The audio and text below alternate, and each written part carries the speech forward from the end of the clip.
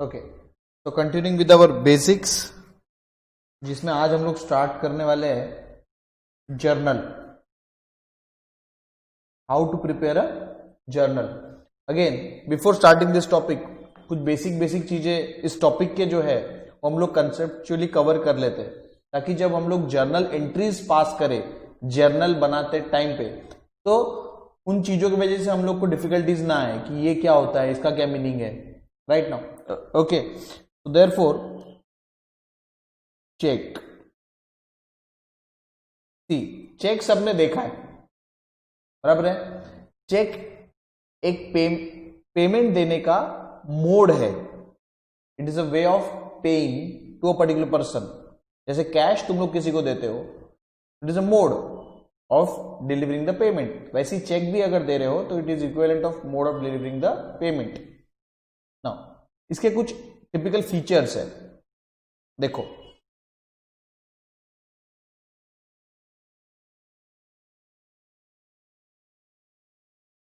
हम लोग तीन पार्ट्स में डिवाइड कर सकते हैं। चेक जो है ना, जो ड्रॉ करता है, मतलब सिंपल सी भाषा में समझाओ तो जो चेक बनाता है, जैसे मेरे पास में मेरी चेकबुक है, तो मैं अगर उस चेकबुक के ऊपर मैं चेक पे कुछ लिख रहा हूं, तो मैं किसी ना किसी को देने के लिए लिख रहा हूं। तो basically I am drawing the cheque on my bank.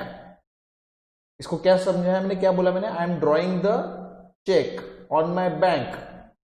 मेरे बैंक को मैं ऑर्डर दे रहा हूं कि इस बंदे का जो नाम मैंने इसके ऊपर में लिखा है, क्योंकि चेक तुम लोग देखो वहां पे लिखा होता है पे टू, इसको देना है पेमेंट। क्योंकि बैंक में मेरे पैसे पहले से जमा है, तो मैं उन पैसों का मालिक हूं, तो मेरे को अधिकार है कि उन पैसों को मैं क्या करना चाहता हूं, दैट इज मैं किसी को पे करना चाहता हूं, मैं मेरे लिए विड्रॉ करना चाहता हूं, that is completely my authority. So I am drawing the bank, ठीक है, I am ordering the bank to pay to the person return in the name of the cheque. जिस बंदे का नाम लिखा हुआ है उस चेक के ऊपर में, उसको मैं बोल रहा हूं कि इसको पे करो। तो therefore the person who draws the cheque is called as drawer. The person who draws the check is called as drawer of the check, ठीक है। और ड्रॉई यहां पर चेक के केस में कौन हो जाता है, बैंक हो जाएगी। अरे समझ रहा है, जैसे मेरा स्टेट बैंक ऑफ इंडिया में अकाउंट है, एसबीआई में अकाउंट है, तो मैं चेक ड्रॉ कर रहा हूं, देयरफॉर मैं कौन हो गया, ड्रॉवर। जिस पर्टिकुलर बैंक के ऊपर ड्रॉ कर रहा हूं वो हो गई ड्रॉई।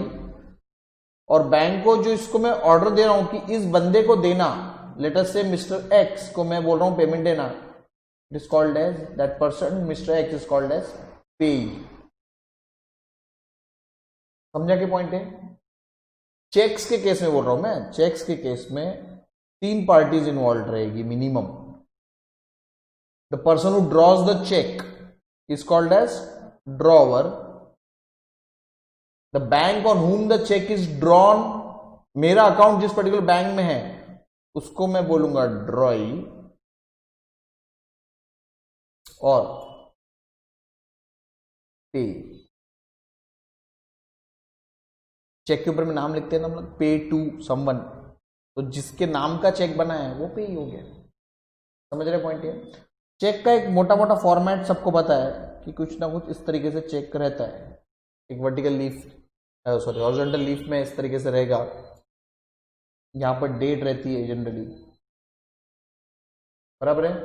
फिर तुम लोग को याद होगा यहां पर पे रहता है, पे, फिर एक पूरी लाइन रहती है, ट्रांसवर्स लाइन, इसके इस तरीके से दो लाइंस यहां तक, बराबर है। रुपीज, कितने रुपीज आपको वर्ड्स में लिखना है, रुपीज इन वर्ड्स। ये एक लाइन नहीं भी रही, पे में खाली इतना ही रहा तो भी जनरली ये पे, रुपीज के लिए लाइंस। और यहां पर एक बॉक्स रहता है, बराबर है, कि वो उस बॉक्स में वर्ड्स में आपको लिखना पड़ेगा यहां पर इस तरीके से, क्योंकि 1,50,000 रुपीज बराबर है, तो यहां पे लिखना पड़ेगा 1,50,000 रुपीज, और उसके नीचे एग्जैक्टली आपकी सिग्नेचर रहेगी। करेक्ट। फिर आजकल और भी बहुत सारी डिटेल्स आने लग गई, यहाँ पे चेक नंबर रहता है, यहाँ पर IFSC कोड रहता है, नेम ऑफ द बैंक रहता है, और भी बहुत सारी चीजें। मोटा मोटी हम लोग चेक्स के ऊपर फोकस कर रहे हैं यहाँ पे, ठीक है। तो चेक्स दो टाइप के रहते हैं, एक है बियरर चेक, क्या बोल रहा हूं मैं, बियरर चेक, और दूसरे हैं crossed cheques. Now what do you mean by bearer cheque, समझ लो। बियरर चेक का मीनिंग ये है कि अगर मैंने उस चेक पे ऐसा लिखा है कि पे टू मिस्टर एक्स 1,50,000 रुपीज, और मिस्टर एक्स को मैंने वो चेक दे दिया, बराबर है। तो मिस्टर एक्स क्या करेगा पता है तुम लोग को, मेरे बैंक में जाएगा, यानी ये चेकबुक मैंने ऑब्वियसली जी, ये चेक जो जिस पर्टिकुलर बैंक का होगा वो मेरे बैंक में जाएगा, कैश काउंटर पे। कहां जाएगा, कैश काउंटर पे, और वहां पर वो चेक प्रेजेंट करेगा। फिर कैश काउंटर वाला चेक को देखेगा अच्छे से एंड ऑल, सिग्नेचर मैच करेगा, ₹1 में अकाउंट बैलेंस है कि नहीं, 1,50,000 चेक करेगा, सब कुछ फाइन है, तो फिर उस काउंटर पे उस बंदे को पेमेंट दे देगा, ये कैश में 1,50,000 रुपीज हो गया बियरर चेक। समझा तुम लोग को बियरर चेक, वेर इन पेई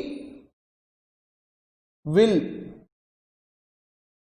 विजिट द ड्रॉई, ड्रॉई तुमको समझ गया कौन, जिस पर्टिकुलर बैंक के ऊपर मैंने डाला है, पे will visit the drawee, payee will visit the drawee bank, and the drawee bank after verifying all the details of that particular cheque will give cash to the payee at the cash counter only, at the cash counter, that's it। पक्का, ये हो गया bearer check का meaning. दूसरा, x के पास में एक और ऑप्शन है, सुनो मेरी बात, दूसरा एक्स के पास में एक और ऑप्शन है, वो चाहे तो कर सकता है ऐसा कि एक्स अपने बैंक में जाए, यानी खुद की बैंक में जाए, एक्स मेरे बैंक में नहीं, ड्रॉवर के बैंक में नहीं, खुद के बैंक में जाए और डिपॉजिट कर दे, और उसकी बैंक वो घूम फिर के वो पेमेंट उसके अकाउंट में क्रेडिट करेगी। उसकी बैंक में जाके वो ये नहीं बोल सकता कि पेमेंट दो, इस बंदे ने दिया है। अरे देखो, मिस्टर वाई ने मिस्टर एक्स को चेक दिया है, ठीक है, वाई की बैंक है स्टेट बैंक और एक्स की बैंक है लेटेस्ट से ICICI। तो एक्स के पास में दो ऑप्शन है, अगर उसको वाई ने एक्स को अगर बियरर चेक दिया है, कौन सा चेक दिया है, बियरर चेक, तो एक्स के पास में दो ऑप्शन है। एक, एक्स सीधा वाई की बैंक में जाए और बोलेगा कि मेरे को कैश दे दो, क्या दे दो भाई, कैश दे दो। तो SBI क्या करेगी, वाई के सारी डिटेल्स वेरीफाई कर लेगी, सिग्नेचर उसके है क्या, अकाउंट में पैसे है क्या, नॉल, करेक्ट। और SBI फिर कैश दे देगी मिस्टर एक्स को। ये एक ऑप्शन है जो मैंने समझा दिया तुम लोग को। दूसरा ऑप्शन एक्स के पास में ऐसा है कि वो खुद की बैंक में जाए और चेक डिपॉजिट कर दे, चेक डिपॉजिट करने को बोल रहा हूं मैं, और बोलेगा कि आप, ये बंदे ने मेरे को ये इतने रुपीज का चेक दिया है, आप मेरे अकाउंट में पैसे डलवा देना, बोलना नहीं पड़ता, उनका मीनिंग वो एक सिस्टमेटिक प्रोसीजर होती है, उसके थ्रू वो आ जाते हैं फंड्स। समझ रहे तुम लोग को। तो देयरफॉर यहां पर सिर्फ और सिर्फ ICICI के पास में अगर वो जाता है तो उसके अकाउंट में पैसे आएंगे। कहां आएंगे उसके पैसे, अकाउंट में। वो ये नहीं बोल सकता कैश दो मेरे को अभी के अभी। अरे ICICI को क्या मालूम कि वाई नाम का कोई बंदा एग्जिस्टेंस में है या नहीं, उसका इस बैंक में अकाउंट है कि भी नहीं है, उस पर्टिकुलर बैंक में उसके कितने पैसे हैं, उसका सिग्नेचर क्या है, ये सारी चीजें ICICI को कैसे पता। अरे कंफर्म। तो therefore it is not possible. अगर बियरर चेक में वो सीधा सीधा जाएगा, पेई ड्रॉई बैंक के पास में और कैश ले सकता है, या फिर खुद के बैंक में जाके डिपॉजिट कर दो। तो क्लियरिंग साइकिल के थ्रू घूम फिर के 2-3 दिन के अंदर पैसे आ जाते हैं, अकाउंट में आएंगे लेकिन। ओके, और अब मैं तुमको समझा रहा हूं क्रॉस चेक। क्या बोल रहा हूं मैं? Cross check. अगर x जो है, अगर y जो है ना, वो x को चेक भी लेता है लेकिन 2 पैरेलल ट्रांसफर्स लाइन ड्रॉ कर देता है at the edge of the cheque. ये चेक इमेजिन करो, और at the edge of the cheque यहां पर 2 पैरेलल ट्रांसफर्स लाइंस ड्रॉ कर देता है, तो it is called as cross cheque. Sir ये क्यों करते? So as to give an additional safety feature कि ये जो चेक है जो मिस्टर वाई ने एक्स के नाम से ड्रॉ किया है, एक्स को दिया है चेक, ये पैसे सिर्फ और सिर्फ एक्स के अकाउंट में ही जाएंगे, कंपल्सरीली अकाउंट में ही जाएंगे। मिस्टर एक्स वाई की बैंक के पास में जाके नहीं बोल सकता कि मेरे को कैश दो, ये देखो आपके पास में एक्स नाम का बंदा है, उसका अकाउंट है, उसने मेरे को एक चेक दिया है, तो मेरे को पेमेंट अभी के अभी कैश काउंटर पे दो। बैंक वाले मना कर देंगे, बोलेंगे सर हम नहीं दे सकते पेमेंट। क्यों? क्योंकि ये जो वाई है इसने इस चेक के ऊपर में 2 पैरेलल ट्रांसवर्स लाइन ड्रॉ कर दिए, पैरेलल ट्रांसवर्स लाइंस। इसका मीनिंग ये होता है कि ये पैसे आपको मिलेंगे नो डाउट, लेकिन अभी हम लोग आपको कैश काउंटर पे नहीं दे सकते, आपको आपके अकाउंट में क्रेडिट होंगे ये पैसे। समझ में पॉइंट? ये किसी की भी बैंक को कुछ भी हो, उसकी भी बैंक रह सकती है। हाँ, हो एसबीआई में ही गया, ये वाई एक्स जो है वो एसबीआई में ही गया, लेकिन एसबीआई वाले फिर भी मना करेंगे, बोले हो हम सब मानते कि वाई का अकाउंट है हमारे पास में, उसके अकाउंट में पैसे है, उसकी सिग्नेचर, उसका सब कुछ मैच हो रहा है, लेकिन स्टिल हम आपको कैश जो है वो काउंटर पे नहीं दे सकते। आपको जो ये पैसे है आपके अकाउंट में डायरेक्टली क्रेडिट होंगे 2-3 दिन के बाद में क्लियरिंग साइकिल के थ्रू। समझा कि मैंने क्या बोला? क्रॉस चेक या अकाउंट पे ही चेक। यहां पे अगर क्रॉस चेक के साथ में अगर अकाउंट पे ही दिख गया उसने, तो फिर तो और क्लियर हो गया कि ये सिर्फ और सिर्फ अकाउंट में पैसे जाएंगे और कहीं पैसे नहीं जाएंगे, क्या है काउंटर पे नहीं मिलेंगे। तो बियरर चेक और क्रॉस चेक का एक बेसिक डिफरेंस समझ लो। बियरर चेक में आपको हाथों हाथ कैश मिल जाती है। बियरर चेक क्या मिल जाती है? हाथों हाथ cash, on cash counter, on cash counter of drawer's bank. लिख लो ये bearer cheque, cash will be received on cash counter of drawer's bank, and cross check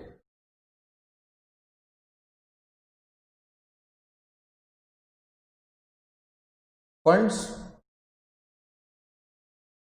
will be transmitted, funds will be transmitted directly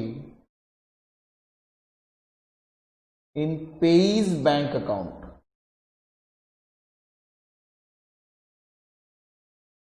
Funds will be transmitted directly in payee's bank account.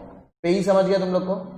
जिसके नाम से check काटा है वो in payee's bank account directly credit मिलेंगे through clearing cycle. वो तुमको समझने की जरूरत नहीं, तुमको सिर्फ तुम्हारे बैंक में जाके वो चेक जमा करवा देना है।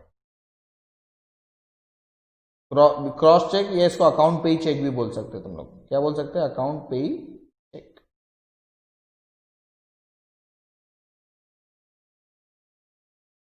ड्रॉवर्स बैंक, जिसने चेक ड्रॉ किया है उसकी बैंक, ऑब्वियसली मतलब ड्रॉई बैंक। ड्रॉवर कौन है? जो चेक ड्रॉ करता है। ड्रॉई कौन है? ड्रॉवर की बैंक। ड्रॉवर कौन है? जो चेक ड्रॉ करता है। ड्रॉई कौन है? ड्रॉवर की बैंक। और पेई कौन है? जिसके नाम से चेक बना है वो पेई।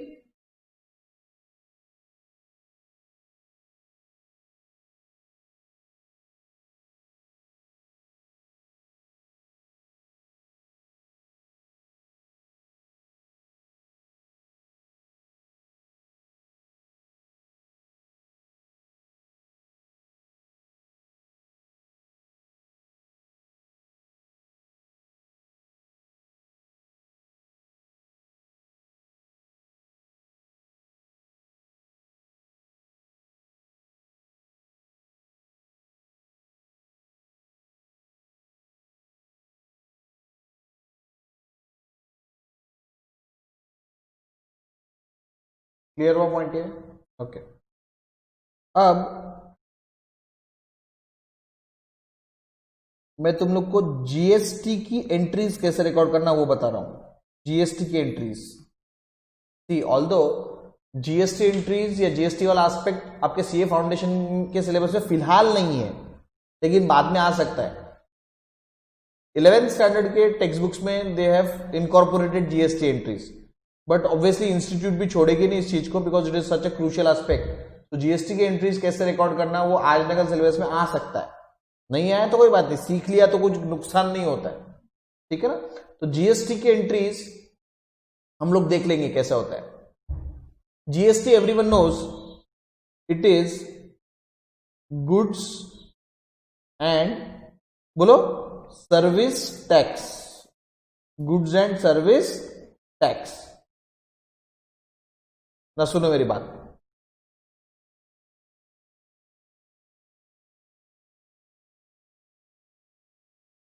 आपको सिर्फ रिकॉर्ड कैसे करना है मैं उसका लॉजिक बता रहा हूं। देखो, अगर आप गुड्स या असेट्स परचेज कर रहे हो, गुड्स समझ रहा है तुम लोग को, ठीक है ना, जो बिजनेस के लिए खरीदे वो गुड्स, या असेट्स अगर आपने परचेज करे तो आपको इनपुट जीएसटी लगेगा। कौन सा लगेगा? Input GST, that is expense on your behalf. आपको जीएसटी के पैसे देने पड़ेंगे, ठीक है। तो it is as good as expense for you, increase in expense, debit them. बोलो बेटा, समझे कि नहीं समझे? पक्का? और अगर आप गुड्स या असेट्स, ओल्ड असेट्स जो हो गए, उसको आपने सेल किया है, तो उस टाइम पे आपके लिए जीएसटी इनकम के जैसे वर्क करेगी। इनकम नहीं है, इनकम के जैसे मैंने वर्ड यूज किया है, ठीक है। सेम वे परचेज भी, यानी परचेज के टाइम पे भी जो आप जीएसटी पे करते हो वो आपका एक्चुअल एक्सपेंस नहीं है, but it is works like an expense. अभी हम लोग पूरे डिटेल में नहीं जा सकते, ये तुम्हारा जीएसटी वाला एस्पेक्ट सीए इंटर में कवर्ड होने वाला है, लेकिन बेसिक जर्नल एंट्रीज हम लोग को आनी चाहिए, इसलिए मैं बता रहा हूं। And I am not here to explain you what GST in why this is, क्या लॉजिक है इसके पीछे। अभी मैं सिर्फ रिकॉर्ड कैसे करना मैं वो बता सकता हूं तुमको, ठीक है ना। ओके, तो मैंने क्या बोला, सेल्स अगर आप करते हो तो इनकम के जैसे उसको ट्रीटमेंट बनना है। तो जब आप सेल्स करते हो तो आप क्या करते हो? क्रेडिट करते हो, क्योंकि सेल आपकी क्या है? Income, increase in income, credit date.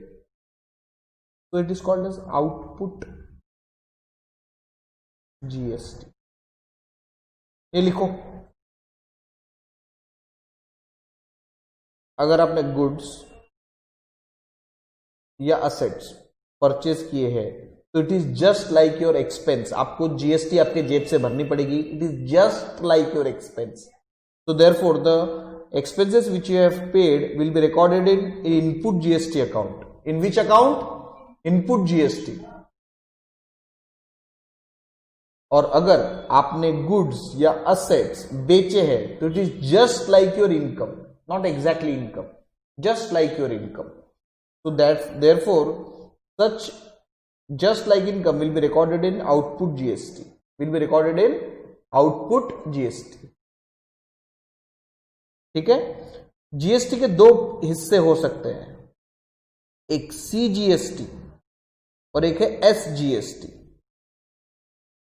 यानी इनपुट सीजीएसटी। देखो मैं यहां पे क्या बोल रहा हूं, इनपुट सीजीएसटी, और यहां पर मैं क्या बोल सकता हूं, इनपुट एसजीएसटी।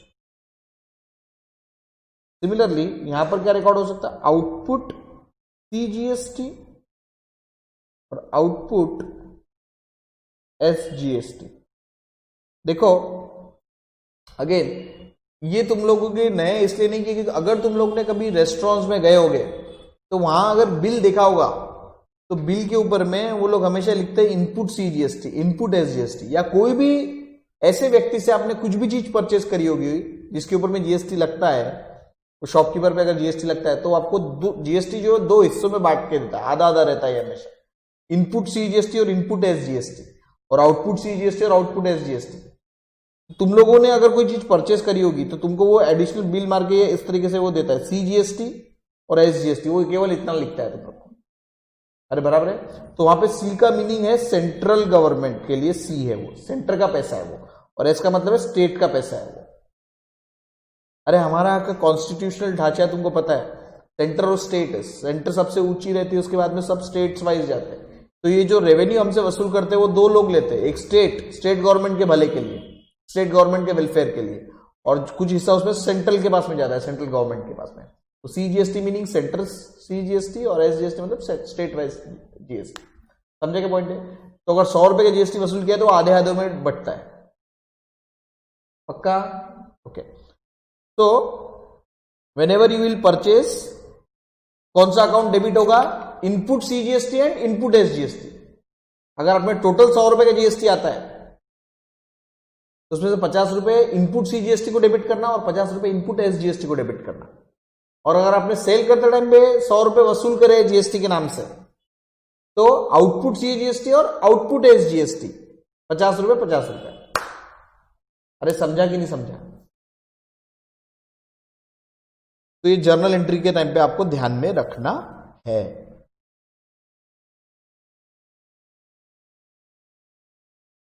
ऑलराइट।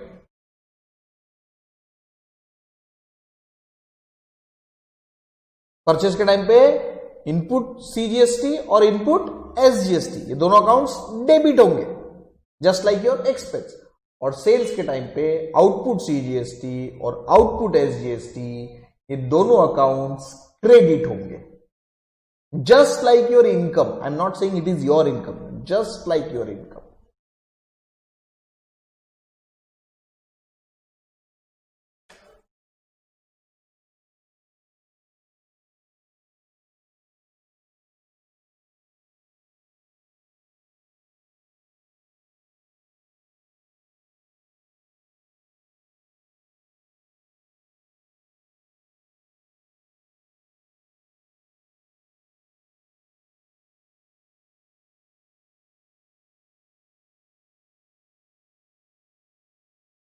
अब हम लोग क्या करते हैं,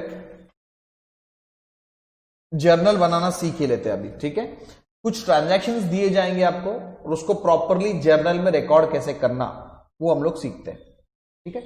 ओके। तो what I will do is, मैं कुछ ट्रांजैक्शंस आपको लिख के दे दूंगा, वो आपको फटाफट नोट डाउन करना है ट्रांजैक्शंस, और फिर जर्नल कैसे बनाते हैं वो हम लोग साथ में बनाएंगे।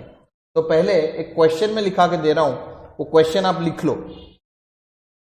ये पूरा करना है, उसके बिना समझेगा नहीं, ठीक है ना? तो write down question number 1, generalized the following transactions. मेरे साथ में लिखते चलो, generalized the following transactions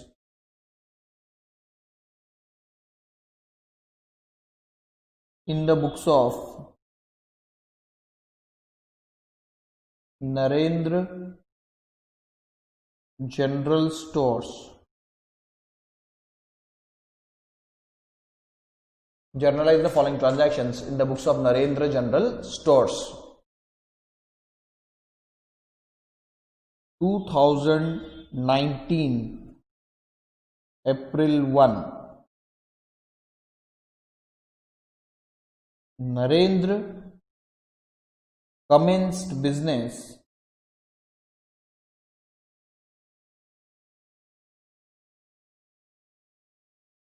with cash of rupees 80,000.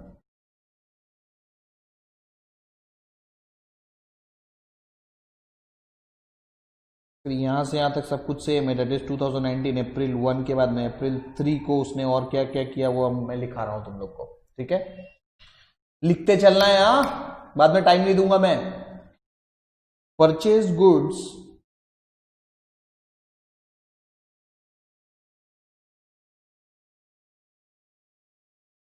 From किरण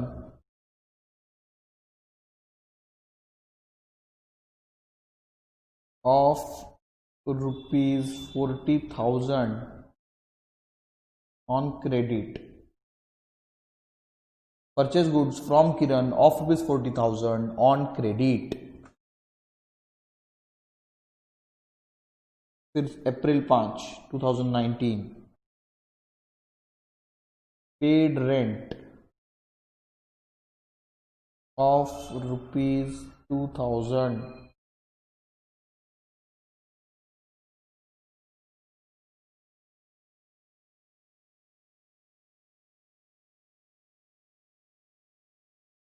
उसके बाद में 10 April sold goods to mister विकास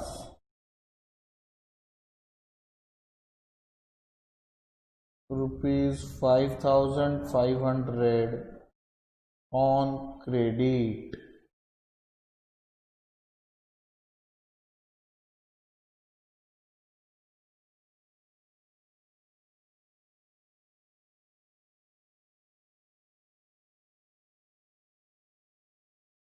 तुम समझ रहे हो मैं बार बार क्या बोल रहा हूँ? 2019 year April 3, 2019 April 5, like this. हाँ, ओके। देन परचेज्ड फर्नीचर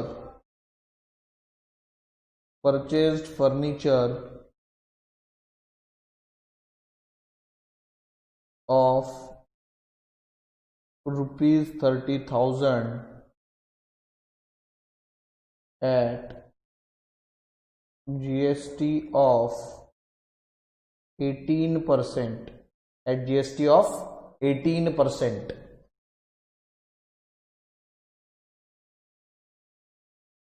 ठीक है, नेक्स्ट 18 अप्रैल को रिसीव्ड a bearer check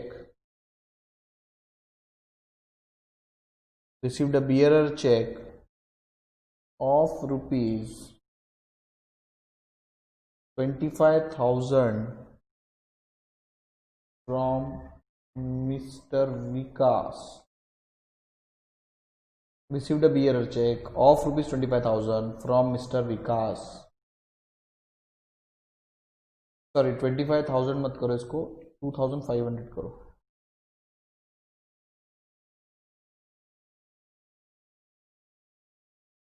ठीक है।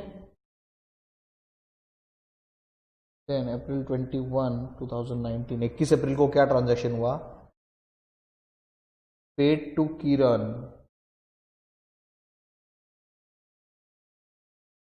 Bye cheque, paid to Kiran by cheque of Dena bank. मतलब ये देना बैंक में इसका अकाउंट होगा, उसका चेक दिया है इसने। पेड टू किरण किसको दिया है? किरण को। कितने रुपीस का दिया है? ऑफ ₹20,000। ठीक है। और वापस 30 अप्रैल का transaction, paid salary of ₹5,000, paid salary of ₹5,000। ठीक है, ओके। इतने ट्रांजैक्शंस हुए हैं तुम्हारे इस पर्टिकुलर मंथ में। अब इन ट्रांजैक्शंस को हमको जर्नलाइज करना है। क्या करना है? जर्नलाइज करना है। देखो ये एंट्रीज एंड ऑल मैंने तुमको पहले भी सिखा चुका हूं ऑलरेडी। अब सिर्फ इसको प्रॉपर फॉर्मेट में लिखते कैसे, जर्नल कैसे बनाते, वो सीखना है हम लोग को। बाकी जो कोर एस्पेक्ट है वो हम लोग ऑलरेडी सीख चुके हैं कि एंट्री कैसे पास करना, उसके लिए रूल्स कैसे अप्लाई करना, ट्रांजैक्शंस को उसमें से 2 अकाउंट्स आइडेंटिफाई करना, फिर उन अकाउंट्स का क्लासिफिकेशन करना मॉडर्न अप्रोच के हिसाब से, और फिर जर्नल एंट्री पास करना। ये यहां तक हम लोग ऑलरेडी सीख चुके हैं। अब सिर्फ वो जो रॉन्ग चीज है उसको प्रेजेंटेबल फॉर्मेट में कैसे लिखना, that is journalizing, which we are going to see now. समझ रहे पॉइंट ये? ओके। तो ये लिख लिया होगा तुम लोगों ने सारा। ऑलराइट। अब जर्नल कैसे बनाते हैं, तो उसके लिए आपको पेंसिल और स्केल लगेगी। तो you just take out pencils and scales. एक पूरा रजिस्टर भर के पेज लगेगा। ठीक है, अभी फिलहाल इन चीज को लिखने के लिए मिनिमम। तो मैं तुमको सारा चीज बताता हूं, फॉर्मेट एग्जैक्ट जर्नल का होता कैसे है।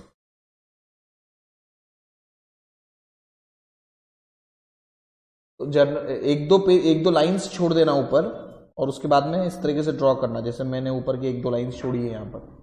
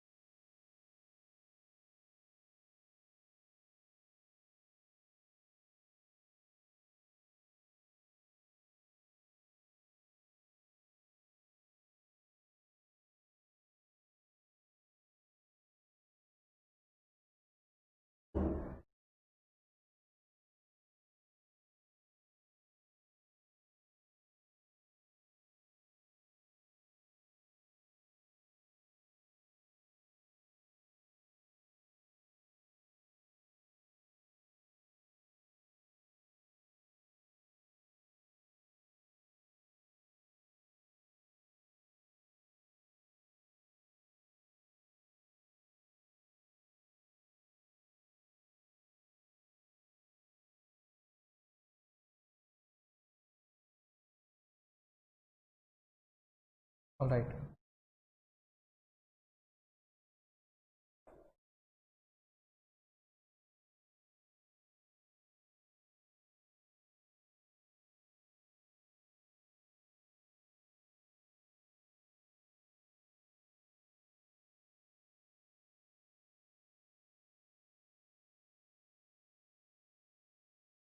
ये जो है वो डेट का कॉलम रहेगा, डेट, फिर पर्टिकुलर्स जो सबसे बड़ा कॉलम है वो, देन यहां पर तुम लोग लिखोगे LF, LF ledger folio. LF का मीनिंग क्या होता है? Ledger folio, LF। Alright, then यहां लिखोगे डेबिट अमाउंट, और यहां लिखोगे credit amount, debit amount and credit amount.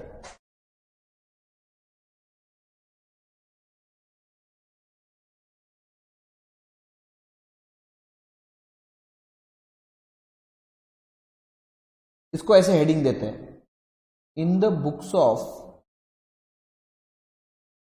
Narendra general stores, in the books of Narendra general stores. ये देखो क्वेश्चन के स्टार्टिंग में दिया था, journalize the following transactions in the books of Narendra general stores. तो यहीं से तुम लोग स्टार्ट करोगे कि हम लोग किसके बुक्स में, वो बहुत इंपॉर्टेंट है। अकाउंटिंग कर रहे हैं लेकिन किसी ना किसी पर्सन के बुक्स में कर रहे हैं ना। पर्सन का मीनिंग यहां पे वापस बोल रहा हूं मैं, नेचुरल पर्सन ही हो जरूरी नहीं है, आर्टिफिशियल पर्सन भी रह सकता है। आर्टिफिशियल पर्सन का नाम है यहाँ पे Narendra general stores. Now Narendra general stores is a independent identity, it will be treated as same as a person. कौन सा पर्सन? आर्टिफिशियल पर्सन है ये, नया एंटिटी जन्म ले चुका है as soon as this business is started. तो in the books of Narendra, starting ऐसे होगी, आंसर किया जनरल स्टोर्स, और लिखोगे जर्नल, बीच में दो लाइन छोटे बोला था मैंने ऊपर, देखो इन the books of Narendra general stores, और फिर हेडिंग दोगे जर्नल। ये जर्नल बनाया है हम लोगों ने उसके लिए। फॉर्मेट समझ में आया? डेट, पर्टिकुलर्स, LF का एकदम छोटा सा काम है, अभी तुम लोग को समझ में नहीं आएगा, बस ये फॉर्मेट के लिए LF बनाओ। डेबिट अमाउंट और क्रेडिट अमाउंट तुम लोग को मालूम नहीं है, अपने आप धीरे धीरे चीजें समझ में आएंगी अभी। Alright, okay, listen now. देखो पहला ट्रांजैक्शन 1 अप्रैल 2019 को हुआ है, 1 अप्रैल 2019 को हुआ है। क्या हुआ है? नरेंद्र जो कि प्रोप्राइटर है इस बिजनेस का, उसने कमेंस किया है बिजनेस को। Narendra commences business with cash of ₹80,000। ठीक है, अब तुम्हारा काम यह है कि इस पर्टिकुलर ट्रांजैक्शन में से 2 अकाउंट्स आइडेंटिफाई करना, जो कि तुमको बहुत अच्छे से कर सकते हो तुम लोग। बोलो कौन से अकाउंट आइडेंटिफाई कर रहे हो? कैश अकाउंट तो पक्के में है, और कैपिटल फंड्स इंट्रोड्यूस कर रहे बिजनेस में, तो कैपिटल अकाउंट। दो अकाउंट आइडेंटिफाई हो गए सबके, cash account and capital account. ये बिजनेस स्टार्ट हो रहा है with an asset of cash of ₹80,000। और बिजनेस स्टार्टिंग के टाइम में जो पैसे तुम लोग बिजनेस में लगाते हो एज अ ओनर, बिजनेस में पैसे लगाते हो एज अ ओनर, वो कहां क्रेडिट होते हैं? कैपिटल अकाउंट्स को। तो देयरफॉर दो अकाउंट्स, कैश अकाउंट और capital account. Okay sir, identify कर लिए, ग्रेट। नेक्स्ट, क्लासिफाई करो इन अकाउंट्स को। कैश उन 5 चीजों में से क्या है? असेट है कि लाइबिलिटी है कि इनकम है कि एक्सपेंस है कि कैपिटल है? क्या है 5 चीजों में से? Cash. Cash is asset. Okay next, capital क्या है? कैपिटल। समझ गए? कैश के रूल्स बताओ, कैश के रूल्स बताओ, सॉरी एसेट्स के रूल्स बताओ। Increase in asset debit debit, decrease in asset credit debit. Business में कैश अंदर आ रही है, बिजनेस में कैश अंदर आ रही है तो कैश बढ़ रही है। अब तुम लोग नरेंद्र जनरल स्टोर्स के बुक्स में हो, नरेंद्र के इसमें नहीं हो। सो नरेंद्र की जेब से तो पैसे जा रहे हैं, तुम नरेंद्र के बुक्स में अकाउंटिंग कर रहे हैं कि नरेंद्र जनरल स्टोर्स के बुक्स में अकाउंटिंग कर रहे हैं? नरेंद्र जनरल स्टोर्स के बुक्स। ऐसा मत सोचना सर हमारी तो कैश बाहर जा रही है, ऐसे कैसे बात करते हैं आप? मैं नरेंद्र के बुक्स में हुई नहीं ना, मैं Narendra general stores. Narendra general store एक डिफरेंट पर्सन है, आर्टिफिशियल पर्सन है जो कि अब जन्म ले चुका है as soon as this business is commenced। तो अब तुम नरेंद्र जनरल स्टोर्स के पॉइंट ऑफ व्यू से सोचो कि नरेंद्र जनरल स्टोर्स के बिजनेस केस में कैश आ रही है, ठीक है, increase in asset debit debit. तो कैश तुम्हारे अंदर आ रही है, कैश बढ़ रही है, असेट बढ़ रही है, तो increase in asset debit debit. तो कैश अकाउंट आपका डेबिट होगा पक्का। और दूसरा, कैपिटल आपने आइडेंटिफाई कर लिया तो कैपिटल कैपिटल में जाता है। कैपिटल के रूल्स क्या है? Capital increase in capital credit और decrease in capital debit. Business में फंड्स डाल रहे हो, कैपिटल बढ़ रही है तो इंक्रीज इन कैपिटल क्रेडिट।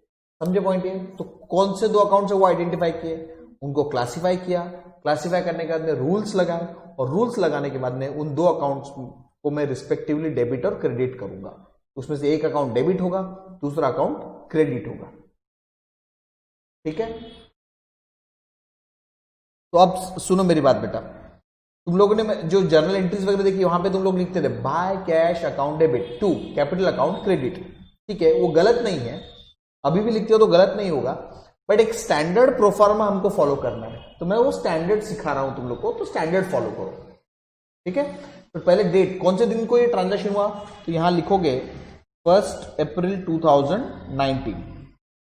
अब बाय कैश अकाउंट डेबिट मत लिखो, क्या बोल रहा हूं मैं, बाय कैश मत लिखो, यहां पर यहां लिखो सिंपली कैश अकाउंट डेबिट। और सुनो सुनो सुनो, कैश अकाउंट लिखा, डेबिट इसके एग्जैक्ट बाजू में नहीं लिखना, डेबिट एकदम एंड में आके यहां लिखना डेबिट। और डेबिट लिखने का तरीका भी देखो, कैपिटल डी और स्मॉल आर।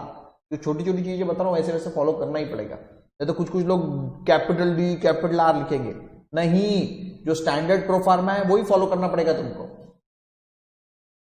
और अकाउंट के लिए पूरा अकाउंट नहीं लिखना ACCOUNT, नहीं, कैश अकाउंट मतलब ये ए और ये स्मॉल सी, भले मेरा वो बड़ा दिख रहा होगा तुम लोग को, ये देखो कैश अकाउंट डेबिट। ठीक है, उसके बाद में तुमने बोल दिया था by cash account debit to capital account credit, तो यहां पर बेटा टू कैपिटल लिखना है हम लोगों को। देखो, और लेकिन मैं टू कहां से स्टार्ट कर रहा हूं, देखो कैश के एस वाले पॉइंट से, यहां से ऐसा थोड़ा सा स्पेस छोड़ के लिखना टू को, एस के नीचे से स्टार्ट कर, तो तुम समझ रहे हो अभी का, सेकंड थर्ड अल्फाबेट से स्टार्ट करो। टू कैपिटल अकाउंट, और क्रेडिट का सीआर मत लिखना, सीआर मत लिखना। इट इज इंप्लाइड कि अगर कैश डेबिट हुआ तो कैपिटल क्रेडिट ही हुआ होगा। तो स्टैंडर्ड प्रोफार्मा अपने को ये बोलता है कि यहां पर क्रेडिट नहीं लिखना है। समझ में आ गया? Standard cash account debit to capital account, full stop, automatically implies that capital account has been credited. This is the standard way of preparing journal, and this is what I have passed journal entry. Obviously एक amounts बाकी है लिखने की। आपका cash account कितने से debit हो रहा है, क्वेश्चन में गिवन है 80,000 रुपीज से, because the business has been started by introducing a cash asset of ₹80,000। तो डेबिट अमाउंट में जाके क्या लिखूंगा मैं, 80,000, और कैपिटल अकाउंट में जाकर क्या लिखूंगा मैं, 80,000। मेरा कैश अकाउंट डेबिट हो रहा है 80,000 से और मेरा कैपिटल अकाउंट क्रेडिट हो रहा है 80,000 से। इस तरीके से बोलते हैं इसको, जर्नल एंट्री को रिकॉर्ड करना जर्नल में।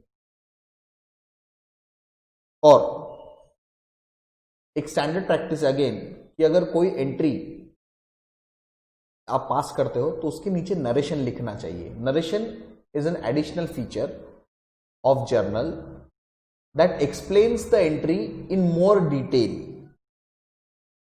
Explains the entry in more detail. ठीक है, तो एक प्रैक्टिस है जो कि फॉलो करते हैं। तो क्या प्रैक्टिस है, हमेशा आदत डालेंगे बीइंग, यहां हमेशा स्टार्ट होता है ये बीइंग से, बीइंग बिजनेस कमेंस्ड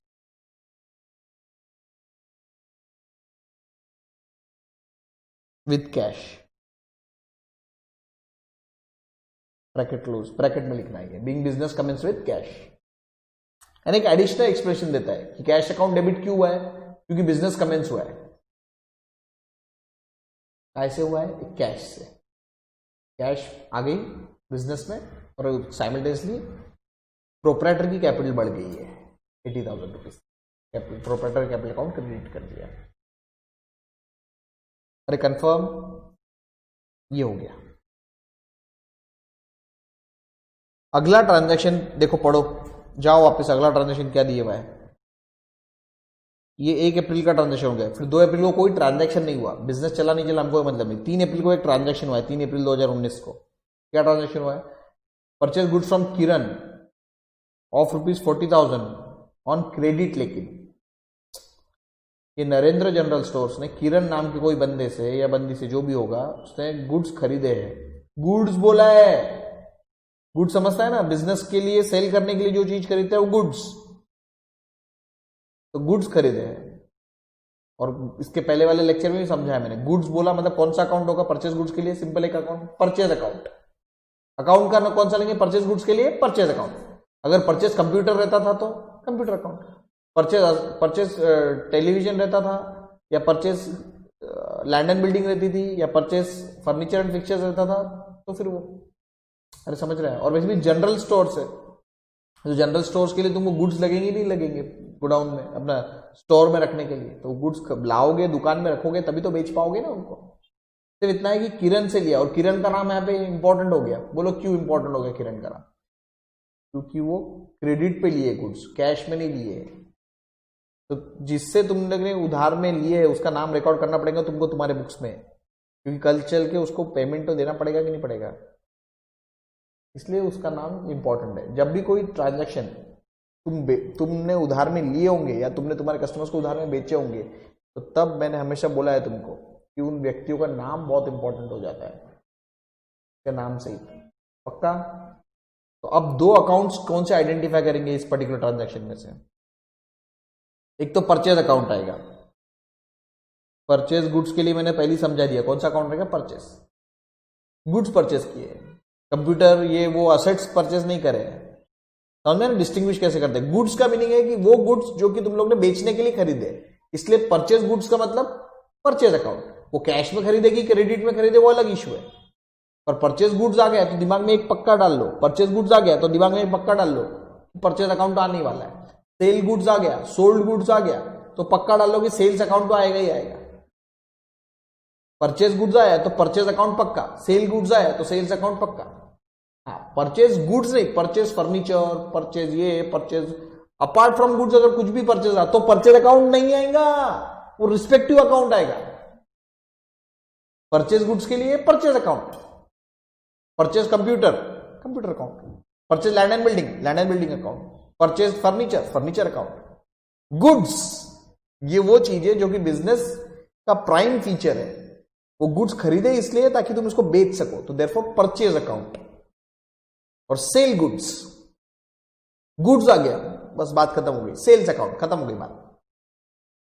अब परचेज गुड्स के लिए परचेज अकाउंट हम लोग को समझ में आ गया, काय में परचेज किए, क्रेडिट पे। अच्छा क्रेडिट पे तो किससे किए, बहुत इंपॉर्टेंट आ जाता है, किरण, तो उसका अकाउंट बनाना पड़ेगा हमको, किसका, किरण का। तो 2 अकाउंट आइडेंटिफाई हो गए हमारे, एक परचेज अकाउंट, एक किरण अकाउंट। ठीक है सर, आइडेंटिफाई हो गए। परचेज करने से तुम्हारा खर्चा बढ़ता है, सेल्स करने से तुम्हारी इनकम बढ़ती है। अभी फिलहाल purchase account is your expense, खर्चा बढ़ गया ना तुम्हारा परचेज किया तो purchase is your expense. And Kiran से उधार में लिया है, उधार में लिया है, तुमको पेमेंट देना है, किरण तुम्हारी क्रेडिटर हो गई, किरण तुम्हारी क्रेडिटर हो गई। क्रेडिटर को मैंने पहले समझाया, it is a liability, you are liable to pay to Kiran at a some later date, because तुमने उससे उधार में लिया है। So Kiran is your liability and purchase is your expense. तो एक्सपेंस के रूल बताओ, increase in expense debit them, decrease in expense credit them. यहां पे खर्चे बढ़ रहे हैं तो इंक्रीज इन एक्सपेंस, तो परचेज अकाउंट क्या होगा, डेबिट होगा। समझ गए पॉइंट ये? ओके, लाइबिलिटी यहां पे बढ़ रही है कि कम हो रही है? बढ़ रही है। अरे उधार में लिया है, अभी पेमेंट थोड़ी दिया उसको, जब देंगे तब लाइबिलिटी कम होगी, तो लाइबिलिटी बढ़ रही है, तो increase in liability credit them. समझे कि नहीं समझे? पक्का? देयरफॉर इतना सब कुछ विजुअलाइज करने का आदमी, यहां पे देखो मैं वापस स्टार्ट करता हूं। 3 अप्रैल 2019, 3 अप्रैल 2019 बाय परचेज लिखूंगा क्या? नहीं, purchase account debit, by automatic implied है इसका मीनिंग बेटा, परचेज अकाउंट डेबिट। देखो जैसे बोल रहा हूं वैसे, परचेज अकाउंट डेबिट, ये अपने डिसाइड कर लेता है, increase in expense debit them, तो परचेज मेरा एक्सपेंस है तो डेबिट करूंगा। और तुमने किरण से लिया है, किरण उधार में लिया है, तो किरण तुम्हारी क्रेडिटर होगी, किरण तुम्हारी लाइबिलिटी होगी, you are liable to pay to Kiran at some later date, therefore Kiran is your liability. Increase in liability, rules याद करो, क्रेडिट डेम लिखा है, increase in liability credit them, decrease in liability debit them, तो increase in liability credit, तो therefore to Kiran account. कितने रुपए के goods उधार में खरीदे?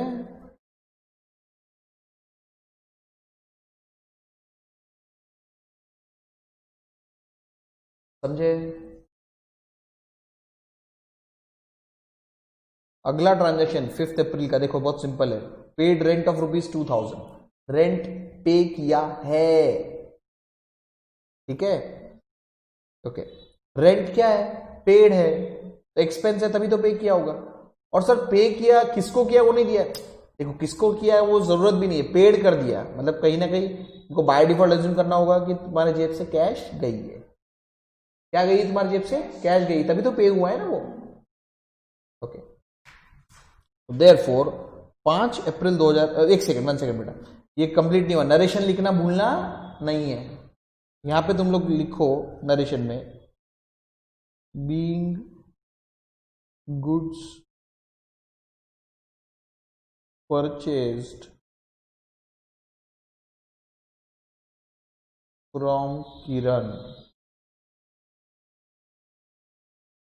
On credit. थोड़ा और एडिशनल एक्सप्लेनेशन, और कुछ नहीं, being goods purchased from Kiran on credit.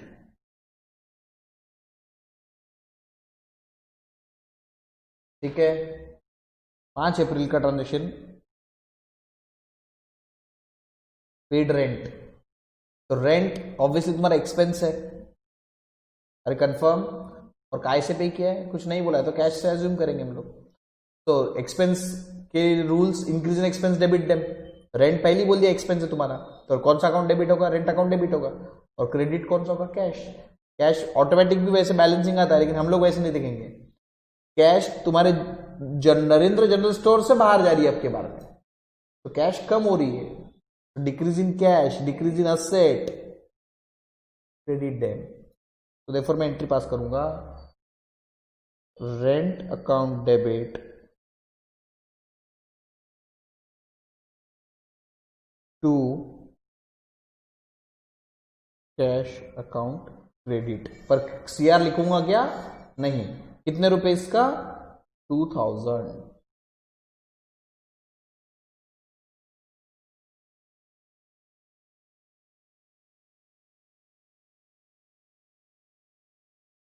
पक्का? देन यहां पे वापस लिखेंगे बिंग रेंट पेड, बस खत्म, छोटा सा narration, being rent paid.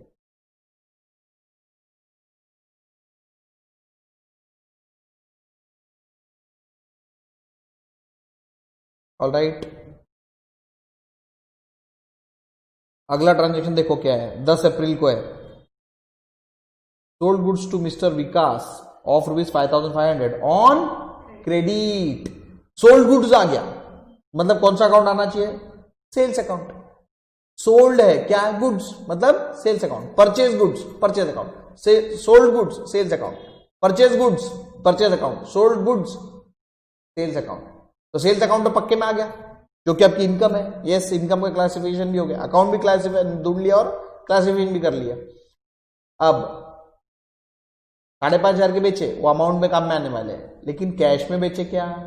Payment immediately आया है क्या? नहीं, उधार में बेचे हैं। किसको बेचे? अब नाम बहुत जरूरी हो गया है यहां पर, क्योंकि उधार में जब बेचते हो तो सामने वाले का नाम सहित रिकॉर्डिंग करनी पड़ेगी। नहीं, ये बंदे को इतने इतने रुपए के उधार में बेचे, ताकि कल चल के जब पेमेंट आएगा तो सबको मालूम रहेगा कि हाँ इसका पेमेंट आ गया, इसका नाम काट दो। ठीक है, तो मिस्टर विकास एक आपने को इसका अकाउंट बनाना पड़ेगा।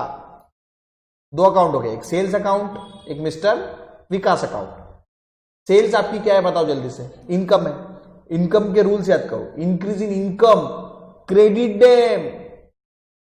नहीं अब याद होता होगा तो आई एम सॉरी ना, मैं इतनी बार नहीं, मैंने बहुत बार तुमको करवाया है। Sales in income, credit them, sorry increase in income, credit them. ये सेल्स हो रहा है, इंक्रीज हो रही है आपकी इनकम, वो क्रेडिट करेंगे, तो सेल्स का अकाउंट क्रेडिट करेंगे, सेल्स का अकाउंट क्रेडिट करेंगे। फिर डेबिट किसको करेंगे? दूसरा ऑब्वियसली, कौन सा? मिस्टर विकास। लेकिन उस लॉजिक से नहीं जाएंगे। मिस्टर विकास का अकाउंट इसलिए डेबिट कर रहे हैं क्योंकि विकास हमारा डेटर है, विकास हमारा डेटर है, उससे हमको पैसे आने बाकी है। जिनसे पैसे आने बाकी होते हैं, जो हमारे डेटर होते हैं, वो हमारा असेट होते हैं। इंक्रीज हो रहे, वो इंक्रीज इन असेट, पैसे आने बाकी है, असेट बढ़ गया। जब पैसे आ जाएंगे तो वो उसका अकाउंट कम हो जाएगा, पर फिलहाल तो उसका अकाउंट बढ़ रहा है, हमारे असेट बढ़ रहे हैं। तो increase in debtor, increase in mister Vikas, increase in asset, debit them. Therefore, Mr. Vikas account will be debited and sales account will be credited.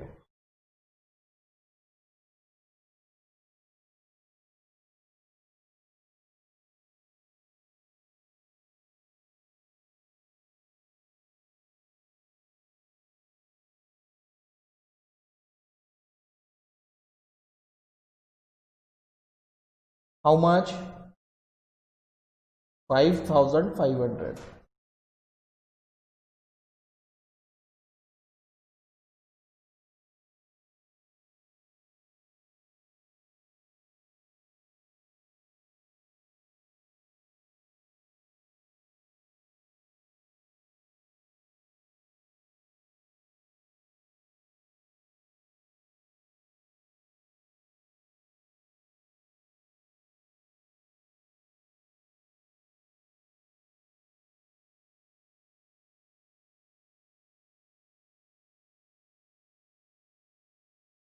Narration भी लिख लिया मैंने, समझ में आ गया?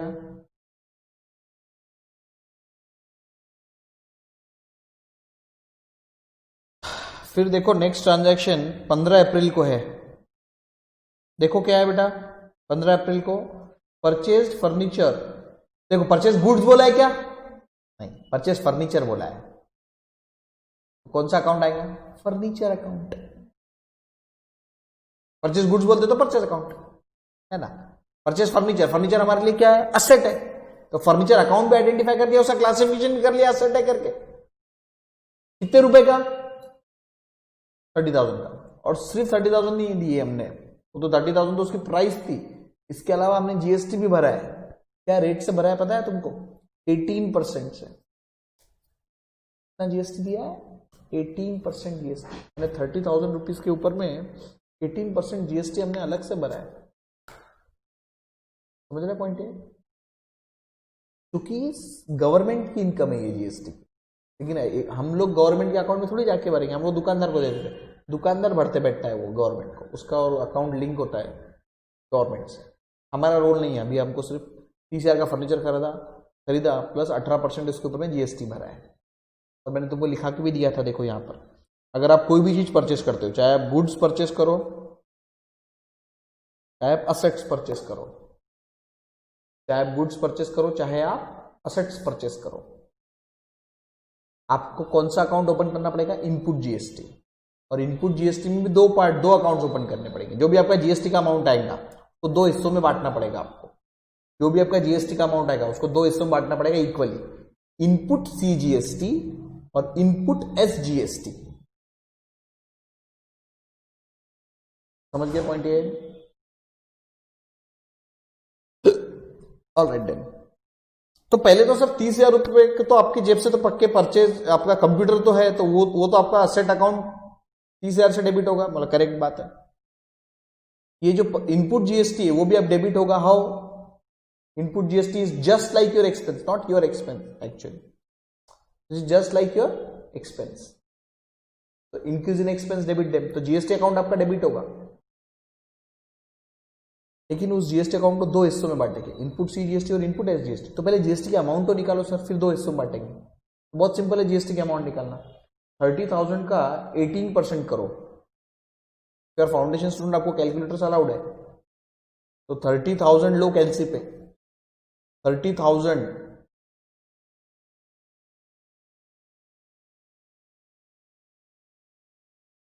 फर्स्ट टाइम देख रहे हो कैलकुलेटर्स तो इस तरीके से यूज करना है। 30,000 लो कैलसी पे, 30,000 403 के ऊपर में, और बाद में इंटू का साइन दबाओ, फिर 18 दबाओ और एक परसेंटेज का साइन है वहां पर, और सिर्फ परसेंटेज का साइन प्रेस कर दो तो तुम्हारा आंसर आया होगा कैलकुलेटर्स पे 5,400 रुपीज। देखो आया है कि नहीं आया है? अब ये 5,400 के दो हिस्से करने हैं। दो हिस्से करने मतलब क्या करो तुम लोग, कैलसी पे ही जो ऊपर आया है उसको डिवाइड बाय 2 कर लो, दैट इज 2,700 रुपए, 2,700 दो हिस्से उसके। और अगर आप को कैलकुलेटर अलाउड नहीं है, 12th में या 11th वाले देख रहे होंगे इसको, तो देयरफॉर आपको मैन्युअली करना पड़ेगा। 30,000 इंटू 18%, वो आप कर सकते हो, आंसर यही आने वाला है, और उसको डिवाइड बाय 2 तो ये 2700 आ सकता है, करेक्ट। तो 2700 रुपए जो ये दो हिस्सों में डिवाइड किए, ये एक जाएगा इनपुट सीजीएसटी में। कहां जाएगा ये? इनपुट सीजीएसटी अकाउंट में, डेबिट होगा obviously, it is just like your expense. और जो बचे हुए 2700 है वो जाएंगे इनपुट एसजीएसटी में। ये दोनों भी अकाउंट डेबिट होंगे 2700 से। नाम क्या है लेकिन? इनपुट सीजीएसटी और इनपुट एसजीएसटी। और कंप्यूटर तो डेबिट हो गई बिकॉज कंप्यूटर तुम्हारा असेट है, increase in asset, debit debit. GST is just like your expense. तो टोटल 5,400 डेबिट होंगे, लेकिन दो हिस्सों में डिवाइड होंगे, दो अलग अलग अकाउंट्स के थ्रू डेबिट होंगे। एक हिस्सा उसमें का सेंट्रल गवर्नमेंट को जाता है, एक हिस्सा स्टेट गवर्नमेंट को जाता है। तो उन्होंने अब अकाउंटिंग करने के लिए अपने को कंपलसरी बोला है कि आपको ऐसा ही करना पड़ेगा, सीजीएसटी का अकाउंट अलग से, एसजीएसटी का अकाउंट अलग से। तो इनपुट सीजीएसटी 2,700 रुपए, इनपुट एसजीएसटी 2,700 रुपए, तो 30,000 debit, input CGST, input SGST 2,700, ये तीन अकाउंट्स डेबिट होंगे एट अ टाइम, पक्का? अच्छा एक बात बताओ, परचेस फर्नीचर है, उधार में लिया है कि ऐसा दिया है क्या वहां पर, ऑन क्रेडिट या ऐसा कुछ बोला है, या किसी बंदे का नाम लिया है क्या वहां पर? तो इसका मतलब पेमेंट ही दिया होगा हम लोग ने, परचेज। ऐसा तो बोला नहीं ऑन क्रेडिट किया, और अगर क्रेडिट पे किया तो किससे किया वो नाम बताओ, तो दोनों चीज नहीं बोली।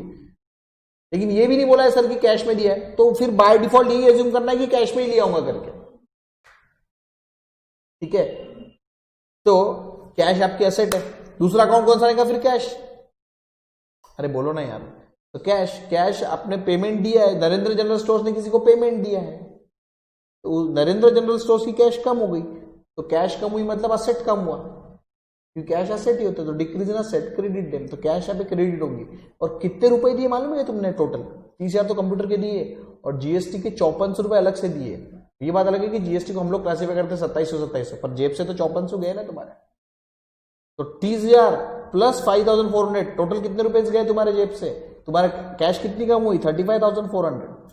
तो your cash account will be credited because cash is your asset, decrease in asset, credit them. How much? Total of 35,400 rupees. 30,000 for the computer, 2,700 for input CGST, 2,700 for input SGST. That is total of 35,400, and that has been paid via cash. समझे कि नहीं समझे? तो मैं इसकी journal entry कैसे कर रहा हूं वो बहुत इंपॉर्टेंट है, जरा ध्यान से देखना बेटा, बाद में लिख लेना। परचेज अकाउंट लिखूंगा क्या? बिल्कुल नहीं। परचेज गुड्स है क्या? वो नहीं, कंप्यूटर है। कौन सी तारीख को ट्रांजैक्शन हुआ बोलो जरा मेरे को? 15 अप्रैल को। पक्का? तो 15 अप्रैल 2019 को मैं क्या रिकॉर्ड करूंगा जरा देखो।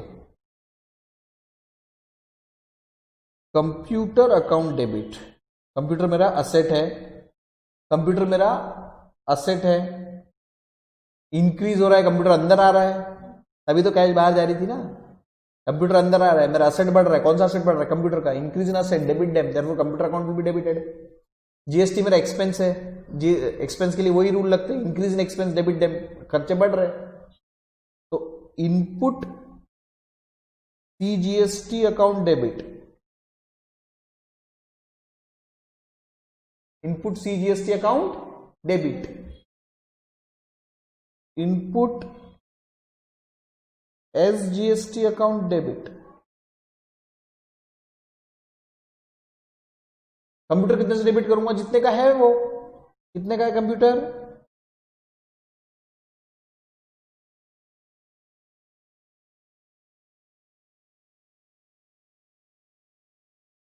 ये 2700 लिख लिया मैंने। और 2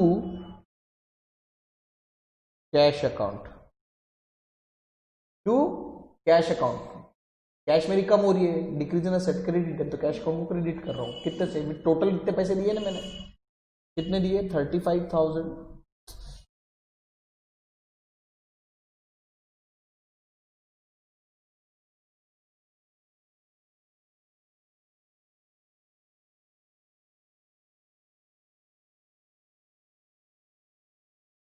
$35,400।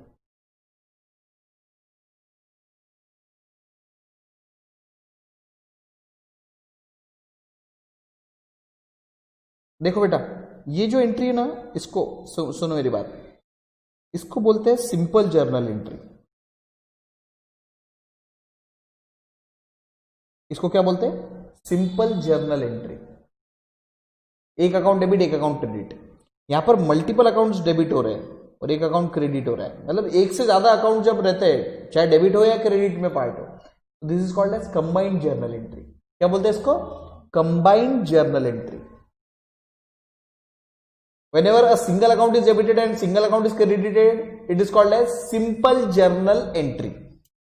And whenever multiple accounts are involved, here multiple accounts are involved, computer है, input CGST है, input SGST है, कैश है, 2 से ज्यादा अकाउंट है, 3 अकाउंट डेबिट हो रहे हैं, 1 अकाउंट क्रेडिट हो रहा है। लेकिन तुम लोग मार्क करोगे तो ये डेबिट की टोटल और क्रेडिट की टोटल हमेशा इक्वल रहती है, तभी वो जर्नल एंट्री बन पाती है। समझे कि नहीं समझे?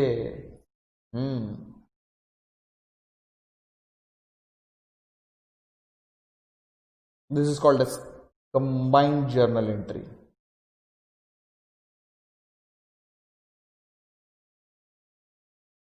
पक्का? Okay.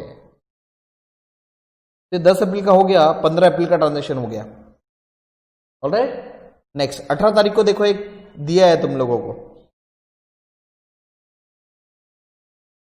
Received a bearer cheque. Cheque तो मिला है, कौन सा मिला है? Bearer cheque. कितने रुपीस का? 2500 का। किससे? विकास से। विकास पागल है क्या? हमको राह चलते चेक दे रहा है? नहीं, विकास से कुछ ना कुछ हमारा पहले ट्रांजेक्शन हुआ होगा। ऊपर चलो, 10 अप्रैल को देखो, तुम्हारा और विकास का कुछ तो भी ट्रांजेक्शन हुआ है। तुमने, that is Narendra general stores ने विकास को गुड्स बेचे थे, सोल्ड गुड्स टू मिस्टर विकास। कितने रुपए के? 5500। काय में बेचे थे? क्रेडिट पे बेचे थे। तो 5,500 रुपए की तुमने गुड्स उसको पहले 10 अप्रैल को बेचे थे, उसके बदले में उसने 2,500 रुपए का एक चेक लाके दिया है। और क्यों 5.5 के बेचे थे ना, 2.5 क्यों दिया? बोले 3 देता हूँ 4-5 दिन में। बोला ठीक है। अरे ऐसे बिजनेस ट्रांजेक्शन होते हैं रूटीन में। अरे क्लियर हो रहा है पॉइंट ये? तो 10 अप्रैल के ट्रांजेक्शन के बदले में उसने अपने को 2,500 रुपए का चेक लाके दिया है। विकास हमारा डेटर था, पहले जब हम लोग रिकॉर्ड किया था उसको, तो इस तरीके से रिकॉर्ड किया था 10 अप्रैल की, मिस्टर विकास टू सेल्स। विकास से 5,500 रुपए लेने थे, विकास से लेने थे, जिससे पैसे लेने होते हैं गुड्स के बदले में, वो हमारा डेटर होता है। तो increase in asset, debtor is asset, debit किया था विकास का अकाउंट। कितने से डेबिट किया था विकास का अकाउंट? 5,500 रुपए से। आज वही विकास हमको 2,500 रुपए लाकर दे रहा है चेक के थ्रू। कौन सा चेक है? बियरर चेक है। Now listen very carefully. जब कोई मेरे को बियरर चेक देता है ना, तो it is a general practice, it is general practice कि उस बियरर चेक को कैश में कन्वर्ट करा लिया जाए। मेरे को बियरर चेक दिया, क्रॉस चेक नहीं दिया, इसलिए मैंने स्टार्टिंग में ही तुमको आज ये लेक्चर के चेक्स का बाइफर्केशन करवा के दिया था। एक बियरर चेक, एक क्रॉस चेक या अकाउंट पे चेक। क्रॉस चेक को अकाउंट पे चेक के इक्विवेलेंट बताया था। तो बियरर चेक का मतलब क्या है कि विकास ने जब मेरे को वो बियरर चेक दिया होगा, तो मैंने नरेंद्र जनरल स्टोर्स के ओनर ने या खुद या मेरे दुकान पे काम करने वाले आदमी को बोला था कि जा विकास की बैंक में और ये 2,500 रुपए लेकर आ कैश में, क्योंकि उसने बियरर चेक दिया है, उसने अकाउंट पे ही चेक नहीं दिया है, उसने क्रॉस चेक नहीं दिया है। समझ रहे पॉइंट ये? तो whenever the bearer cheque has been given, do not consider it as your bank account is increasing, consider it as equivalent to cash. Consider it as equivalent to cash. Consider it equivalent to cash. As good as उसने cash ही दी है मेरे को। जब विकास मेरे को as good as cash देता है था, तो मैं क्या एंट्री रिकॉर्ड करता था? कैश अंदर आ रही है, cash is my asset, increase in asset debit them, तो cash account will be debited. और विकास मेरा डेटर था, तो डेटर भी असेट है, तो एक असेट बढ़ रहा है। कौन सा असेट? कैश बढ़ रहा है। लेकिन विकास जो मेरा डेटर था 5,500 रुपए से, वो 2,500 से कम हो रहा है। तो decrease in debtor, decrease in asset, credit them. तो Vikas accounts will now be credited by 2,500। पहले हम लोग ने बोला विकास तेरा अकाउंट हम डेबिट कर रहे 5,500 रुपए से, क्योंकि हमने तेरे को माल उधार में बेचा है। और अब विकास ने 2,500 रुपए लाके दिए, तो बोला विकास तेरा अकाउंट हम लोग 2,500 रुपए से कम कर रहे हैं। 5,500 से डेबिट, 2,500 से क्रेडिट, मतलब आज भी विकास से 3,000 रुपए लेने बाकी है। समझ रहे? वो इशू नहीं है 3,000 रुपए लेने बाकी, उसका क्या करना है, वो ऑटोमेटिक हो जाता है रिकॉर्ड, तुमको अभी उधर फोकस नहीं करना है। पहले हम लोग ने 5,500 से विकास का अकाउंट डेबिट किया था, बोलो यस नो। और आज हम लोग विकास हमारा डेटर जो था उसने हमको 2,500 रुपए लाकर दिए, इसलिए उसका 2,500 से अकाउंट कम करेंगे। पहले डेबिट करना है, बढ़ा देना, तो डेबिट कर देना, अब कम करना है, क्रेडिट कर देंगे पक्का, क्योंकि उससे लेने बाकी थे, हमने डेबिट किया था, वो मेरा डेटर था। Increase in asset debit them, now decrease in asset credit them. तो नाउ लिसन वेरी केयरफुली। 18 अप्रैल को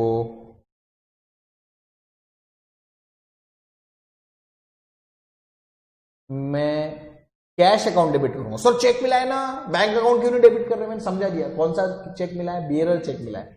bearer cheque is equivalent of cash. मैं विकास के बैंक में जाऊंगा, काउंटर पे जाऊंगा और बोलूंगा अल्लाह कैश दे। देख विकास बोला मैं चल अभी के भी 2,500 रुपए दे, तो बोले अभी के भी नहीं, लेकिन मेरे बैंक में पड़े, मैं देखो चेक दे देता, तू जा बैंक में और तू लेकर आए। बोल ठीक है चलता, तू 2,500 रुपए तो दे। तो मैं गया, तो जो पैसे मेरे को अभी इमीडिएटली विकास देने वाला था वो उसकी बैंक में दे दिए, तो 1 घंटे का फर्क पड़ा। तो अल्टीमेटली कैश ही मिली ना मेरे को, बियरर चेक के थ्रू कैश मिलती है। क्रॉस चेक या अकाउंट पे चेक के थ्रू कैश नहीं मिलती, वो मेरा अकाउंट टू अकाउंट ट्रांसफर होता है। विकास का अकाउंट कम होगा और मेरा अकाउंट बढ़ेगा, और उसने चेक यहाँ पे क्लियरली दिए हुआ है, बियरर चेक।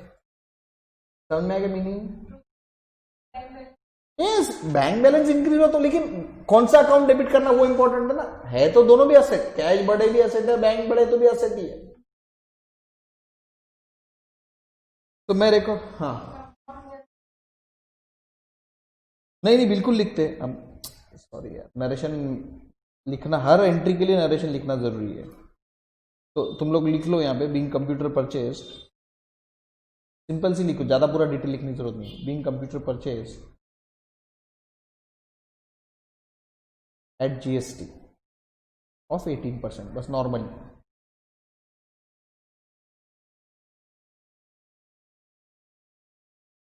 कंप्यूटर की फर्नीचर है,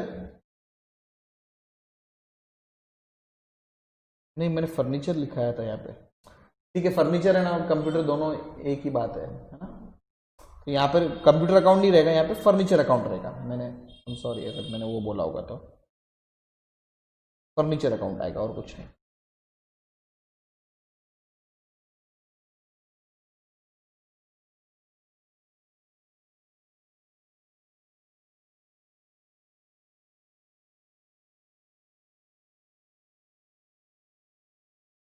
ठीक है, देन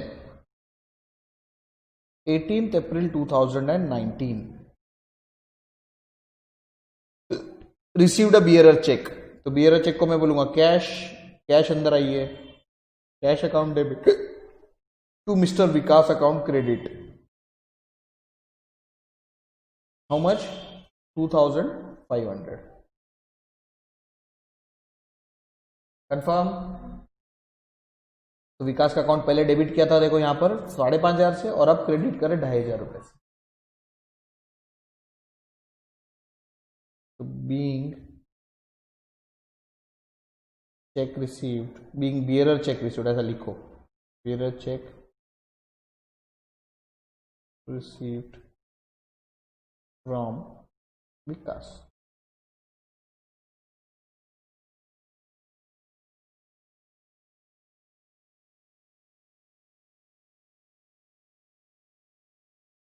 ऑलराइट, ये हो गया जनरेशन।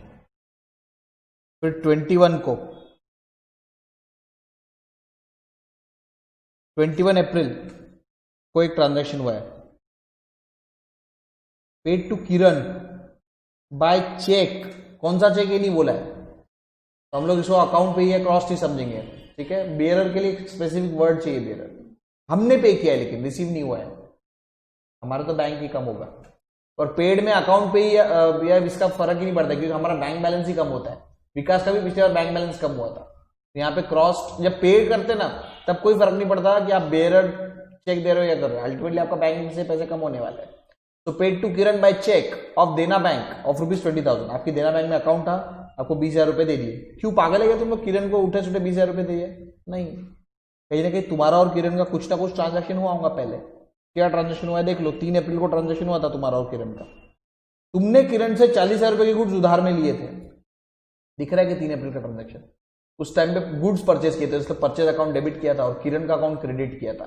तो किरण हमारी क्रेडिटर थी इसलिए उसको क्रेडिट किया था, 40,000 रुपए से क्रेडिट किया था कि आज ना कल हम देंगे देखो पैसे, और आज हम लोग उसमें 40 में के 20,000 रुपए दे रहे हैं, तो 40,000 रुपए क्रेडिट करके उसका अकाउंट बढ़ा लिया था हम लोग ने, तो हमारी लाइबिलिटी बढ़ गई थी। I the owner of Narendra general stores was liable to Kiran to pay 40,000 because I have purchased goods of ₹40,000 from Kiran. Now, since Kiran is my liability of ₹40,000, right now I am paying ₹20,000 to reduce my liability by 20,000. तो therefore किरण का account यहाँ पर मेरे को कम करना है, तो पहले क्या किया था, कम करने के लिए हिसाब से मेरे को पहले क्रेडिट किया था किरण, क्योंकि क्रेडिटर थी ना किरण, तो इंक्रीज इन लाइबिलिटी क्रेडिट किया था हम लोगों ने। तो अब मैं क्या करूंगा, किरण का अकाउंट को डेबिट करूंगा, क्यों, फिर लाइबिलिटी कम हो रही है।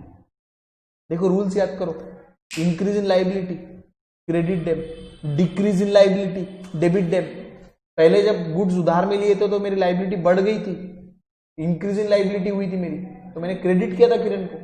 अब मैं क्योंकि 40 के बदले में 20 का दे रहा हूं तो मेरी लाइबिलिटी कम हो रही है ना, अभी इतने से कम हो रही है जितने का पेमेंट दे रहा हूं, तो 20,000 रुपए से मेरी लाइबिलिटी कम हो रही है। तो डिक्रीज इन लाइबिलिटी डेबिट, समझे कि नहीं रूल्स। इंक्रीज इन लाइबिलिटी पहले किरण का अकाउंट क्रेडिट किया था, नाउ डिक्रीज इन लाइबिलिटी है, पेमेंट दे रहा हूं मैं उसको, जितने से दे रहा हूं उतने से मेरी लाइबिलिटी डिक्रीज हो रही, तो किरण का अकाउंट विल बी डेबिटेड। और कैसे दे रहा हूं मैं उसको payment,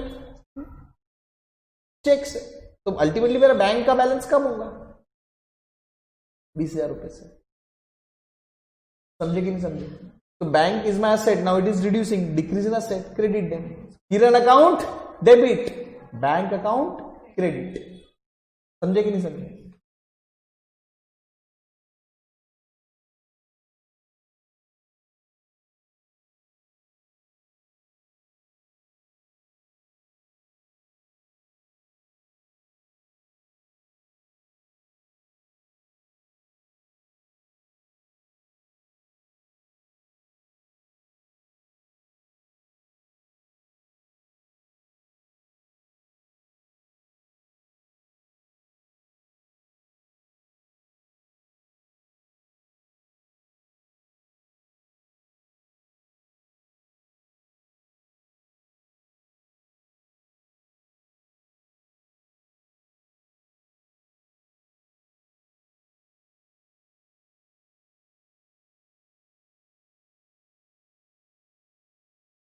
Being paid to Kiran by check,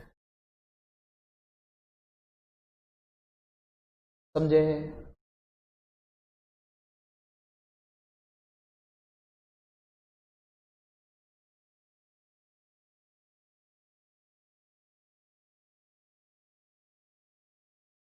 next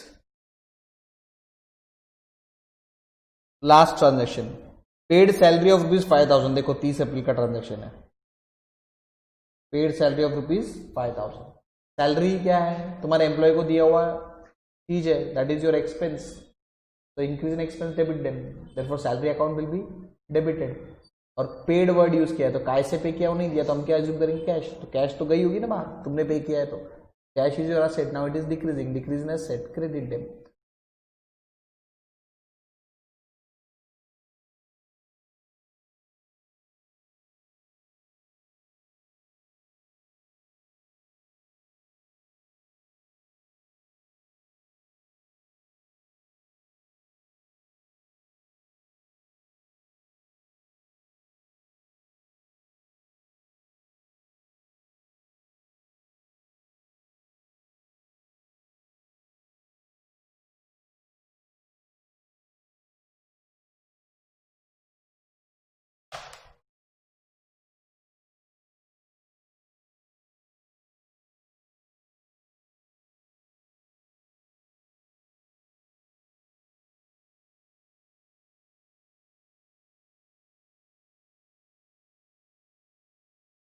ठीक है,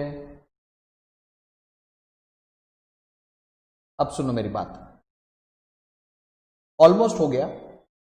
नाउ जर्नल बनाने का मीनिंग क्या होता है, फिर ये पूरा तुम लोग ने जर्नल जो बना चुके हैं अब इसकी एक टोटल करना, दैट इज डेबिट साइड और क्रेडिट साइड की जो टोटल तुमने अमाउंट लिखी है, you have to just total it up. आप कैलकुलेटर्स के ऊपर में ये सारी चीजें लेते चलोगे, पहले डेबिट्स वाली साइड पूरी कंप्लीट करोगे, कैलकुलेटर्स पे अगर जिसका कैलकुलेटर नहीं है ऑब्वियसली वो मैन्युअली करना पड़ेगा। 80,000 लो कैलसी पे 80,000 plus 40,000 plus 2,000 plus 5,500 plus 30,000 plus 2,700 plus 2,700 plus 2,500 plus 20,000 plus 5,000।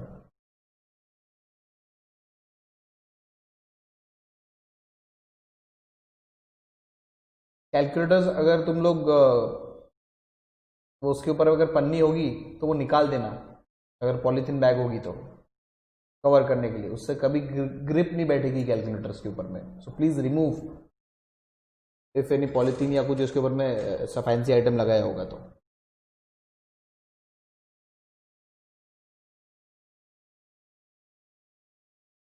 Total of this एक साइड की टोटल कर लो बस, कितनी आ रही है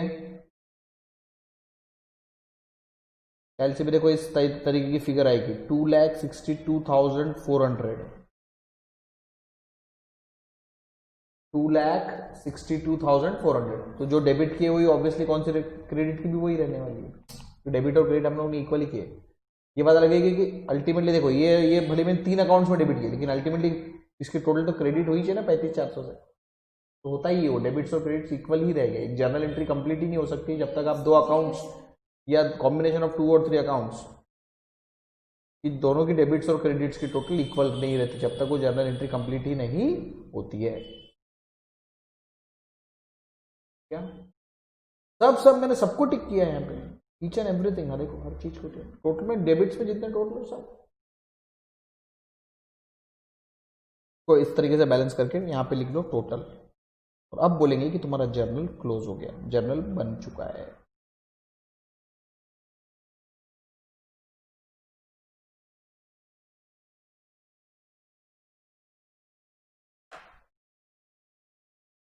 समझ में जर्नल कैसे बनाते हैं, उसमें जर्नल में जर्नल एंट्रीज रिकॉर्ड करते हैं, ठीक है। रूल्स सब कुछ हम लोग 4 दिन से वही देखते आ रहे हैं। ऑलराइट, तुम इसकी प्रैक्टिस कर सकते हो, जर्नल चैप्टर ढूंढ के जो जो भी तुमको ट्रांजैक्शन समझ में आते हैं उन ट्रांजैक्शंस को आइडेंटिफाई करो, फिर क्लासिफाई करो, फिर रूल्स लगाओ और फिर उसकी एंट्री रिकॉर्ड करो जर्नल में इस तरीके के फॉर्मेट के थ्रू, ठीक है। नहीं तो ये 11th स्टैंडर्ड की टेक्स्ट बुक आप देख सकते हो, इसके अंदर में बहुत सारे क्वेश्चंस हैं, तो वो सब तुम प्रैक्टिस कर सकते हो। Alright, okay.